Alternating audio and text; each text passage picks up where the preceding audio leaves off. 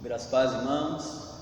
Quero saudar a todos, da congregação presbiteriana fundamentalista em São José do Egito, também o nosso campo missionário em Teixeira, Paraíba, na cidade de Teixeira, na Paraíba, e também aos amados irmãos que nos assistem, pelo Facebook e também pelo YouTube.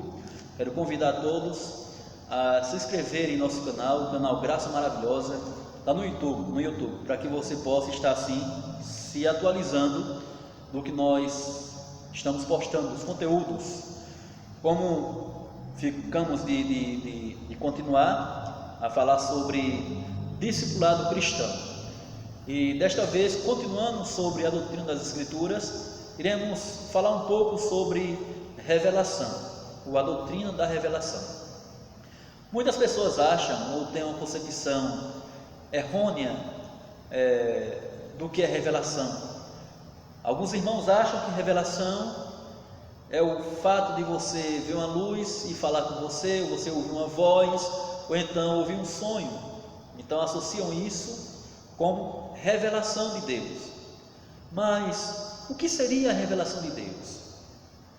Perceba que a doutrina reformada das Escrituras crê que a própria palavra, ela é a revelação de Deus. Ela é a revelação divina de Deus, deixada para a igreja. A própria palavra, ela é o meio de graça que o Senhor deixou para a igreja. As pregações só podem ter como conteúdo apenas e somente a palavra. Não invenções humanas, não criações da mente humana, mas apenas o conteúdo que deve ser pregado é a palavra. Então, queridos, dentro disto, eu quero observar neste vídeo sobre o que a nossa confissão de fé nos diz no capítulo 1, na sua seção 1. Ela fala que ainda que a luz da natureza e das obras da criação e da providência de tal modo manifestem a bondade, a sabedoria e o poder de Deus, que os homens ficam indesculpáveis, contudo não são suficientes para dar aquele conhecimento de Deus, da sua vontade necessário para a salvação.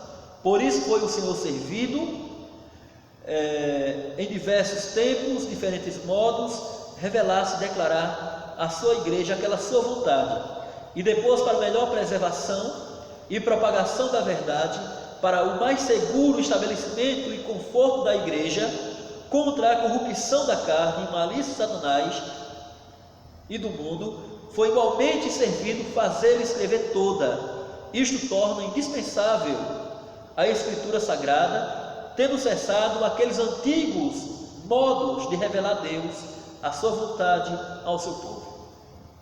O que é que em Hebreus, no capítulo 1, versículo 1, nos é dito? Fala assim, queridos irmãos. Hebreus capítulo 1, versículo 1, nos diz: havendo Deus outrora falado muitas vezes e de muitas maneiras aos pais pelos profetas, nestes últimos dias nos falou pelo Filho, a quem constituiu o herdeiro de todas as coisas, pelo qual também fez o universo. Então veja que eu li um artigo da Confissão de Fé, depois eu li o texto da Palavra de Deus, para que você veja de onde foi que os teólogos puritanos que compuseram os artigos reformados, ou os símbolos da reforma, que é a Confissão de Fé, os catecismos, de onde eles tiraram esse conteúdo para afirmar isto? Será que inventaram? Não. Olha aqui, Hebreus está dizendo que, havendo Deus outrora falado muitas vezes, de muitas maneiras, Deus falou através dos anjos, Deus falou através dos sonhos, Deus falou através da sua revelação, através dos profetas, que Ele vai mostrar aos pais pelos profetas. Então veja que de muitas maneiras o Senhor Jesus, seu Deus, Ele se revelou ao ser humano. Mas só que o que nos, de fato, faz nos observar ainda, é que a confissão de fé, ela fala claramente sobre ainda que a luz da natureza e as obras da criação e da providência de tal modo manifesta a bondade, a sabedoria e o poder de Deus. Ele agora vai mostrar primeiramente sobre a criação, a natureza. Então perceba que a maioria das pessoas sabem que tudo que existe na natureza, que tudo que existe no meio natural, Deus criou. Ou aqueles que não creem em Deus vai dizer, olha, um ser superior criou. Perceba que vai dizer, olha, alguém fez, não foi obra do acaso. Então veja que você olha para a natureza, você olha para a obra criada, você olha para o homem e se pergunta, como foi que o homem surgiu no mundo? Como foi que surgiu o mundo? Como foi que surgiu a Terra? Planetas em si. Então veja que a obra da criação, conforme o texto aqui da Força nos diz, ela revela a Deus, ela demonstra, ela manifesta a bondade, a sabedoria e o poder de Deus. E os homens ficam indesculpáveis por isso, porque sabem que Deus criou. Porém, não são suficientes como meio redentor, não são suficientes como meio para salvar o pecador, para chamar as pessoas a Cristo. E aqui vemos que o Senhor foi servido escrever toda. E para que isso, queridos? Para preservação e propagação da verdade pelos séculos, pelas gerações, para que hoje tenhamos conhecimento da Bíblia, da palavra de Deus. Então, queridos, observamos que revelação é o ato de desvendar aquilo que até então era obscuro ou desconhecido. O que é revelação? É o ato de desvendar aquilo que não era conhecido, existia, mas só que ninguém conhecia. Então veja que Deus, ele sempre existiu. E aí vem o nosso pensamento: se Deus não tivesse se revelado, ele mesmo tomasse iniciativa própria para se revelar, então certamente não conhecíamos teologia, não conhecíamos ministério pastoral, não existiriam igrejas, porque Deus não havia se revelado para ninguém. Mas ele se revelou, e por isso nós temos conhecimento, porque ele se revelou. Então veja que muitas vezes nós entendemos que revelação, porque o irmão ele viu um espírito, um anjo, ele viu uma luz, ele ouviu uma voz, ou ele sonhou um sonho de Deus. Então ele traz isto como revelação. Mas a pergunta é, será que realmente essa atitude, ela não tira a autoridade da Bíblia de ser revelação, ou de ser a própria revelação para a igreja? Será que de fato a Bíblia autoriza essas revelações que vão além da Bíblia, das Escrituras Sagradas? E se existisse de fato novas revelações, será que o cânon bíblico teria sido concluído ou fechado? Ou estaria aberto? Mas vemos textos como o próprio Paulo afirmando que nem o anjo, nem ele mesmo venha pregar outro evangelho, então esse seja anátema, esse seja maldito. Nós vemos Apocalipse, diz, olha, aquele que acrescentar um T ou um Y ao que está escrito, receberá maldição. Então veja, meus amados, que estudiosos da Bíblia entenderam que o cânon bíblico havia sido fechado, e por isso não houve mais possibilidade de novas revelações em si. Se Deus ele não tivesse revelado, não existia igreja, não existia teologia. Por isso, irmãos, aqui nos diz que foi o Senhor servido em diversos tempos, diversos modos, revelar-se e declarar à sua igreja aquela sua vontade. Então, como temos conhecimento da vontade de Deus? A Bíblia revela a vontade de Deus. A Bíblia, ela esclarece a vontade de Deus para o ser humano. E quais são os aspectos da revelação divina? Ela tem, primeiro aspecto, a revelação, ela de forma geral. Quando, dentro dessa perspectiva, a revelação geral, ela denota a declaração, o testemunho de que Deus faz si mesmo. Então veja, Graconato, o pastor Marcos Graconato, ele vai dizer o seguinte, que a revelação geral alcança todos os homens em todos os lugares, mas não tem conteúdo para redentor, para salvar ninguém.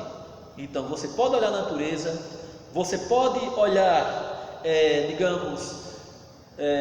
o mundo criado, você ter certeza que Deus criou este mundo e mesmo assim você não ser salvo, porque não tem poder redentivo. Você crê que Deus criou a natureza, crê que Deus criou tudo. E o outro teólogo chamado o pastor Ronald Young, ele afirma que a revelação geral é o termo frequentemente usado para referir ao fato de Deus se fazer conhecido na criação, consciência e história. Então, amados, observe, né, que a revelação geral, né, ela engloba a criação, ela engloba a obra criada, porém não há conteúdo ou poder redentivo. E o segundo aspecto é a revelação especial. Então, teologicamente falando, a revelação especial refere-se ao desvendamento do caráter e do plano de Deus na história da redenção, na pessoa de Cristo. Então, e nas Escrituras Sagradas. O pequeno manual de doutrina do pastor Marcos Branco-Nato, ele fala sobre isto, sobre a revelação especial, ela abranger a história da redenção através das Escrituras. Eu quero concluir este vídeo dizendo que dentro do que nós refletimos, podemos concluir que a revelação natural ou geral, ela tem poder para condenar o homem, porque você vê o que Deus fez e você não crê em Deus, pois este é culpado diante de Deus, e esta culpa é expressa através da revelação geral. Olha só o que nos fala em Romanos, lá no capítulo 1, versículo 20, o que é que Paulo ele vai dizer sobre a revelação geral.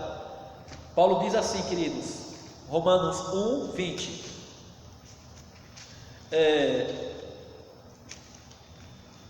diz assim: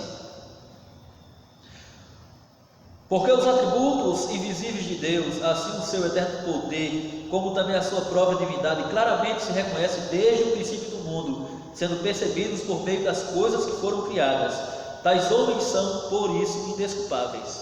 Então veja, se percebe pelo meio das coisas que são criadas. Então a revelação geral, ela tem poder de condenar. A revelação especial, por sua vez, ela tem um poder redentivo, ela conduz o homem a Deus.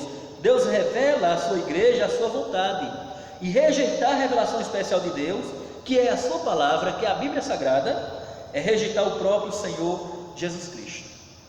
Então, que Deus ele possa nos fazer a abraçar esta palavra, a aceitar essa palavra.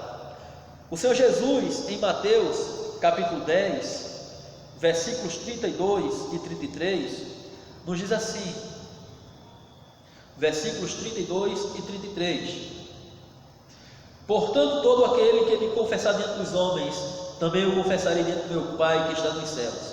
Mas aquele que me negar diante dos homens, também negarei diante do meu Pai que está nos céus. Então, queridos, observamos aqui o negar ou aceitar a palavra, com base em visões, com base em revelações que não estão na Bíblia. Então, que possamos crer que a Bíblia, ela é a revelação de Deus para o homem caído.